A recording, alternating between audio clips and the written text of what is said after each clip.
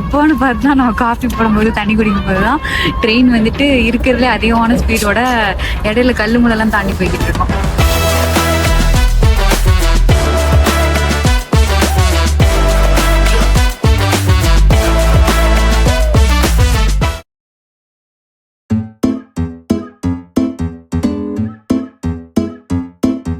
So actually ட்ரெயினோட compartment வந்து இப்படி தான் இருக்கும். உள்ளே வந்ததும் பார்த்தீங்க அப்படின்னா இங்கே ஹேண்ட் சானிடைசர் இருக்குது. அப்புறம் இது வந்துட்டு நமக்கு டீ காஃபிலாம் எடுத்துகிட்டு வருவாங்கல்ல, அவங்க யூஸ் பண்ணுற பிளேஸ் கேபின் க்ரூ அப்படின்னு சொல்லுவோம். இங்கே வந்து ஹேண்ட் வாஷ் வச்சுருக்காங்க அண்ட் டஸ்ட்பின் இருக்குது. இங்கே வந்து பாட்டில்ஸ் அண்ட் கேன்ஸ்க்கு தனியாக குப்பத்தட்டி வச்சுருக்காங்க. ஸோ இங்கே வந்துட்டு நம்ம ஊரில் ட்ரெயின்லலாம் செயினை பிடிச்சி இழுத்தனா ட்ரெயினை நிறுத்துவோம், அதை தான் எமர்ஜென்சி பிரேக்குன்னு சொல்லுவாங்க. ஸோ அது வந்து இங்கே வச்சுருக்காங்க. எங்கே எல்லா சீட்டு பக்கத்துலேயும் வச்சா இல்லை கம்பார்ட்மெண்ட்டுக்குள்ளே வச்சா வந்துட்டு டபக்குன்னு பிடிச்சி இழுத்துருவாங்களான்னு சொல்லிட்டு இங்கே வச்சுருக்காங்களா என்னன்னு தெரியல. இங்கே ஃபர்ஸ்ட் எய்ட் பாக்ஸும் இருக்குது. பெரிய லக்கேஜஸ்லாம் வைக்கிறது இங்கே தான் வைக்கணும்.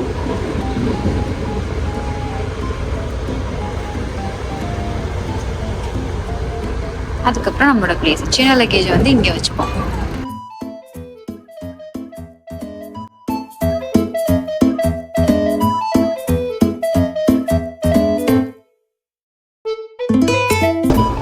இதுதான் ட்ரெயினோட ரெஸ்ட் ரூம். இங்கே பார்த்தீங்க அப்படின்னா வாஷ் ஸ்டேஷனோட சேர்த்து இங்கே ஹேண்ட் வாஷ் இருக்குது. அப்புறம் இது வந்து கை துடைக்கிற டிஷ்யூ. அப்புறம் இங்கே ப்ளக் பாயிண்ட்டும் வச்சுருக்காங்க. இங்கே ஹேங்கரும் இருக்குது. ஆனால் பாருங்களா இவ்வளோ நல்லவங்களா இருக்கீங்களா அப்படின்ற மாதிரி ஹேங்கரும் வச்சுருக்காங்க. அப்புறம் டாய்லெட் ஃப்ளஷ் இருக்கு இங்கே. அப்புறம் இங்கே வந்துட்டு டாய்லெட் டிஷ்யூ இருக்குது. அண்ட் இங்கே டஸ்ட்பின் வச்சுருக்காங்க. ஸோ நமக்கு தேவையான எல்லாமே இருக்கிற ரெஸ்ட் ரூம்னு சொல்லலாம்.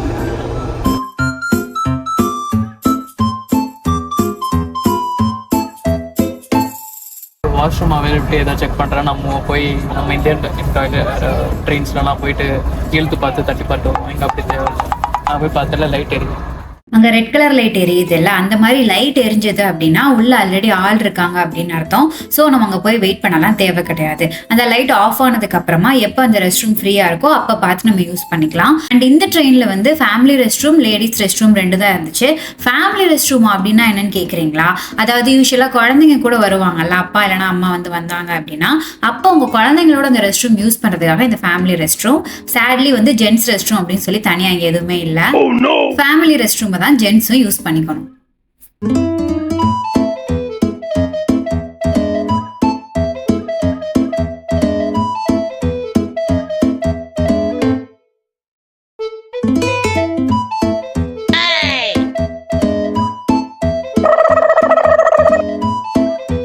இந்த வெதருக்கு பப்ஸ் சாப்பிட்டா அப்படி இருக்கும். சூடாக சாப்பிடணும் ஆசைதான், பட் ஓகே வேற வழி இல்லைங்க, அவன் கிடையாது. அதனால மாறி போன இந்த பப்ஸ் தான் சாப்பிட போறோம். அப்படியே சாஸ் பேக்கெட் தூக்கிட்டு என்ன ஒரு புத்திசாலித்தனம்.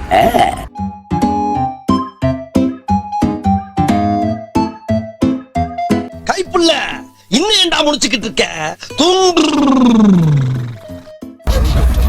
இதுதான் வந்து ஒட்டாவாவின் மெட்ரோ. இந்த ஊர் ஆட்டக்காரன், நம்ம வெளியூர் ஆட்டக்காரங்க. ஆமா, இந்த ஊர் ஆட்டக்காரர்கள். அழகா இருக்கே, கியூட்டா இருக்கு. ஸ்னோல வந்து அப்படியே ஸ்லோவா போகும்போது செமையா இருக்கு.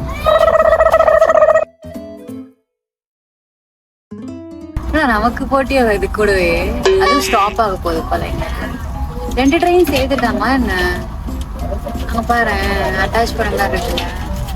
ஏன்னா ஒரு ட்ரெயின்ல 4 பெட்டி தான் இருக்கு. குட்டி ட்ரெயின் போல. சிங் சிங் சிங் சிங். லண்டன் கேபிட்டல்ன்றீங்க, ஏதோ ஒரு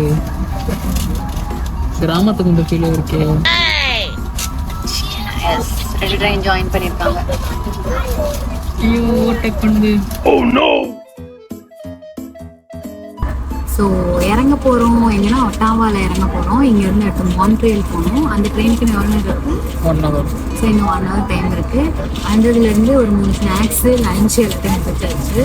ஸோ அடுத்து சாப்பிட்றதுக்கு வந்து புதுசாக அங்கே நம்ம வாங்க தான் செய்யணும் அப்படின்ற முறையில் இல்லை, காஜு கட்லி ரெசர்ட் மட்டும் பார்த்து அது வந்து அடுத்த ட்ரெயினில் போய் சாப்பிட்டு வச்சுருக்கோம். ஸோ இறங்கிட்டு அடுத்த ட்ரெயினில் ஏறிட்டு கன்னியூ பண்ணணும். ஆக்சுவலி பனி பெஞ்சிக்கிட்டு இருக்கு இந்த ஊரில். நாங்கள் இருந்ததே ஒரு குளிர் பிரதேசம் தான். அங்கேருந்து இன்னும் குளிரான இடத்துக்கு நாங்கள் வரோம். ஆக்சுவலி ட்ரெஸ் எல்லாம் போட்டு பார்த்து எடுத்துகிட்டு இருந்தேன். பேசாமல் ஒரு பெரிய கோட்டை மாட்டிக்கிட்டு உள்ள ஒரு 4 நைட் ட்ரெஸ் எடுத்துகிட்டு வந்துருக்கலாம் போல். அதுவே போதுமாக இருந்திருக்கும் இவ்வளோ பனிக்கு. ஸோ இங்கே தான் வந்து பெரிய லக்கேஜ் வச்சுருந்தோம், அதை எடுக்கிறோம். போகலாம். இறங்கவே வேணாம், பிளாட்ஃபார்ம் பக்கத்துலேயே இருக்கு. கனடாவோட கேபிட்டலே ஒட்டாவா தான். பட் அந்த ஸ்டேஷனை பார்த்தா அப்படி தெரியவே இல்லை. நம்ம ஊர்லலாம் எக்மோர் ஸ்டேஷன் எப்படி இருக்கும், ஒரே ரஷ்ஷாக இருக்கும், ஆளுங்க அங்கே இங்கேயும் நடந்துகிட்டே இருப்பாங்க, ஒரு 10 ட்ரெயின் நிற்கும் அங்கே இங்கேயும். பட் இந்த ஊரில் வந்துட்டு ஒரே ஒரு ட்ரெயின் தான் நின்றுச்சு. அதுலேயே நாங்கள் அங்கேருந்து இறங்கினோம், அது கூட ஒரு 4-5 பேர் இறங்கினாங்க, அவ்வளோதான். பட் மற்றபடி அங்கே ட்ரெயின் எதுவுமே இல்லை. எப்படி நம்ம ஊர்லலாம் ஊரில் ஒரு ஸ்டேஷன் இருக்கும், ஒரு நாளைக்கே ஒரு ட்ரெயின் தான் வரும், ஒரு 4 பேர் தான் அந்த ட்ரெயினில் ஏறுவாங்க, அந்த மாதிரி இருந்துச்சு அந்த ஸ்டேஷன் பார்க்குறதுக்கே. என்னடா இப்படி இருக்கே அப்படின்னு சொல்லி பார்த்தா என் புருஷன் வெயிட்டிங் ஹால் உள்ள இருக்கு, அங்க போய் வெயிட் பண்ணலாம், ஸ்னோல நிக்க வேண்டாம் அப்படின்னாரு. சரி அதுக்குள்ளேயாச்சும் ஆளுங்க இருக்காங்களான்னு பார்க்கலாம் அப்படின்னு சொல்லிட்டு வெயிட்டிங் ஹாலுக்குள்ள போனா, என்னடா ஏர்போர்ட் மாதிரி வச்சிருக்கீங்க ஸ்டேஷனை. நான் வெளியில நின்றுட்டு ஒரு காக்கா கூட காணுமே அப்படின்னு சொல்லி கதறிட்டு இருந்தேன்ல, அந்த மக்கள் எல்லாருமே இந்த வெயிட்டிங் ஹாலுக்குள்ள தான் இருந்திருக்காங்க. அண்ட் வெயிட்டிங் ஹாலுக்குள்ளேயே ஒரு காஃபி ஷாப்பும் இருந்துச்சு. ஸோ ஃபர்ஸ்ட் வெயிட்டிங் ஹாலை சுற்றி பார்க்கறதுக்கு முன்னாடி நம்ம வந்து நம்மளோட ட்ரெயின் இன்ஃபர்மேஷனை போய் பார்த்துட்டு வந்துடலாம் அப்படின்னு சொல்லிட்டு அங்கே உள்ள இன்ஃபர்மேஷன் போர்டில் போய் செக் பண்ணோம். ஸோ எங்கள் ட்ரெயின் வரதுக்கு 1 ஹவருக்கு மேலேயே டைம் இருந்துச்சு. ஸோ அது வரைக்கும் நம்ம போய் ரெஸ்ட் எடுக்கலாம் அப்படின்னு சொல்லிட்டு அந்த பக்கம் போனால் அங்கே பிஸ்னஸ் லான்ச் அப்படின்னு சொல்லிட்டு தனியாக வச்சிருந்தாங்க. நான் சொன்னேன்ல, அதாவது பார்ட் 1 வீடியோவில் பார்த்துருப்பீங்க, அதில் ட்ரெயின்லேயே பிஸ்னஸ் கிளாஸ் அப்படின்னு சொல்லிட்டு ஒரு கம்பார்ட்மெண்ட் இருந்துச்சு. ஸோ அந்த கம்பார்ட்மெண்ட்ல டிராவல் பண்ணிட்டு வரவங்க எல்லாருக்கும் இந்த பிசினஸ் லான்ச்சுக்கு வந்து ஆக்சஸ் உண்டு. யாருக்கு தெரியும், மேபி உள்ளேயே நல்லா கையை காலை விரிச்சு தூங்குற மாதிரி பெட் எல்லாம் போட்டு வச்சிருப்பாங்களோ என்னவோ. அந்த கம்பார்ட்மெண்ட்ல வந்திருந்தா நமக்கு வந்து தெரிஞ்சிருந்திருக்கும். ஸோ நாங்க எங்களோட கேட்டு பக்கத்திலே வந்துட்டு ஒரு சீட்டை பிடிச்சிட்டு உட்காந்துட்டோம். அப்பதான் அவங்க அனௌன்ஸ் பண்ணதும் டக்குன்னு இருந்துச்சு ஓடிடலாம் அப்படின்னு சொல்லிட்டு. சரி அதான் ட்ரெயினுக்கு இன்னும் 1 ஹவர் டைம் இருக்கே, போய் ஸ்டேஷனோட மூளை முடுக்கெல்லாம் அலசி ஆராய்ஞ்சு பார்த்துட்டு வந்துடலாம் அப்படின்னு சொல்லிட்டு ஸ்டேஷனை சுற்றி பார்க்க போயிட்டேன். ஸோ என்ட்ரன்ஸ் பக்கத்தில் எங்கள் டிக்கெட் கவுண்டர் வச்சுருந்தாங்க. அதாவது நீங்கள் ஆன்லைனில் டிக்கெட் எடுக்காமல் நேரில் வந்து டிக்கெட் எடுக்கணும் அப்படின்னா அந்த இடத்துல தான் வந்து டிக்கெட் எடுக்கணும். அதுக்கப்புறம் அங்கே இருந்து பக்கத்தில் பார்த்தீங்க அப்படின்னா குட்டி குட்டி ட்ரெயினோட மாடல்லாம் வச்சுருந்தாங்க. அதாவது கனடாவோட ஃபர்ஸ்ட் ட்ரெயின் என்ன, அது எங்கேருந்து எது வரைக்கும் ஓடிச்சு, அண்ட் கனடாவில் லாஸ்ட்டாக யூஸ் பண்ண நீராவி என்ஜினில் ஓடின ட்ரெயின் வந்து எப்படி இருக்கும், அந்த மாதிரி குட்டி குட்டி ட்ரெயின் மாடல் எல்லாமே வச்சிருந்தாங்க. ரொம்பவே கியூட்டா இருந்துச்சு அது எல்லாமே. அண்ட் அங்கேயே வந்து டெலிஃபோன் பூத்ஸும் வச்சிருந்தாங்க. யூஸ்வலா நம்ம பழைய காலத்துல தான் பார்த்துருப்போம், அதாவது டெலிஃபோன் பூத்லாம் இருக்கும், அண்ட் ரோட்ல வந்துட்டு 1 ரூபி காயின் பூத்லாம் இருக்கும். ஸோ இங்கே என்னடா இன்னுமே யூஸ் பண்றாங்க அப்படின்னு சொல்லி ஆச்சரியமா இருந்துச்சு. ஆக்சுவலி கனடாவில் நிறைய இடத்துல நான் இந்த பப்ளிக் பூத் பார்த்துருக்கேன். மேபி இங்கே சீனியர் சிட்டிசன்ஸ் நிறைய இருக்கிறாங்க, அவங்க இன்னுமே அதை யூஸ் பண்ணுவாங்க அப்படின்றதுக்காக வச்சிருக்காங்களா என்ன அப்படின்னு தெரியல. அண்ட் அங்கேயே கனடாவோட மேப்பும் இருந்துச்சு. உங்களுக்கு ஞாபகம் இருக்கும்னு நினைக்கிறேன், நம்மளோட ஃபர்ஸ்ட் பார்ட்ல வந்துட்டு இதே மாதிரி ஒரு பெரிய சைஸ் மேப் வந்து நம்ம யூனியன் ஸ்டேஷன்ல பார்த்துருப்போம். அதுல தான் வந்து என் புருஷன் கனடா பத்தி எல்லாம் எக்ஸ்பிளைன் பண்ணிட்டு இருந்தாரு.